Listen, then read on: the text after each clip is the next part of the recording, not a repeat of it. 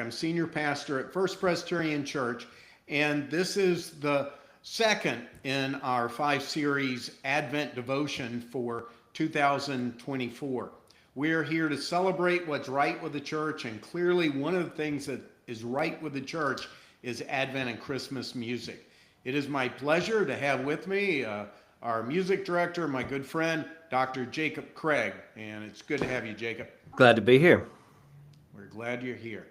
So one of the things we're doing, we're talking about some of our favorite Advent or Christmas memories. Do you got one or two you'd like to share? I do, yeah. So we grew up obviously in Blairsville, Georgia, a little Appalachia holler town, and my parents had the tradition of we had some presents under the tree as soon as we decorated, but then we would always have the special Santa gift that would be open and unwrapped, and then we would be able to just run out first thing Christmas morning and see it. So I had this fixation for many years on the typical flexible flyer sled with the steel runners. And I just thought that was the coolest thing ever as a kid. And my dad kept trying to tell me over and over again that we didn't have the right type of terrain for that steel runner sled because you need to have some ice under the snow to let it really work. But I was really enamored with it. And so one year Santa brought me that. And I tried with all my might to get it to work for the entire winter season, no matter what the snow did. We never had that layer of ice. So it was a short-lived memory, but it was really cool to just have the experience of wanting something for so long and then getting it. So that was a fun one. Yeah, you wanted that BB gun, you know, you're going to shoot your own Exactly. out. See, straight from the movies. Exactly right. Awesome. That's awesome. So yeah, that's pretty cool. I grew up, my mother and father had different traditions, you know, of opening presents. And so one of the things they negotiated, we got to open one present on Christmas Eve, and then the Santa gifts and a few more presents in the morning. But Indeed. so that was kind of it. So you opened your family gifts on Christmas Eve? No, we opened family gifts Christmas morning. It just so happened that Santa would always stop by and bring the special Santa open gift that was unwrapped, and they normally were larger in size. Cool. But second memory I enjoyed, my mother kind of accidentally, I think, did this whole idea of like classical conditioning, right? Is that she had the same album. It was the Dallas Brass Christmas album, and she would play it as we decorated every year.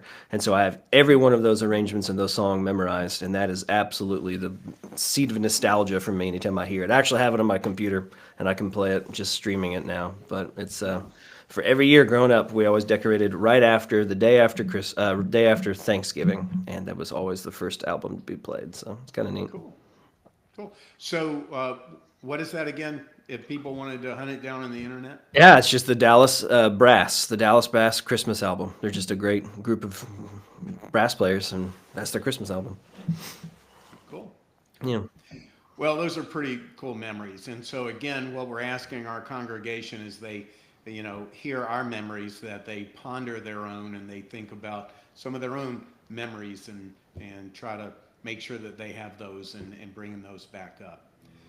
One other question I just wanted to ask you, because, you know, our music program is at such a good place right now. Just everybody loves it. There's no doubt. And the demands on you during the holidays just have to be enormous. So Advent and Christmas music, some of the best music there is, the dear to everyone's heart, and there's just so much of it, and there's so many groups out there wanting to have great music. How do you deal with that, trying to enjoy the Christmas season while also being run ragged, I would imagine? Yeah, so obviously we are a seasonal kind of community, and the two busiest concert months of the year by far are December and March, and December is even larger than March. I think this December alone, I think I have 17 different concerts. And one of the things that's kind of interesting, and this is actually one of the things you push a lot with kind of holding off on Christmas and then celebrating Advent is pretty wise. It seems like commercially and consumer-based marketing has pushed Christmas back and back and back and back until it's almost, it's Halloween and then the next day starts Christmas.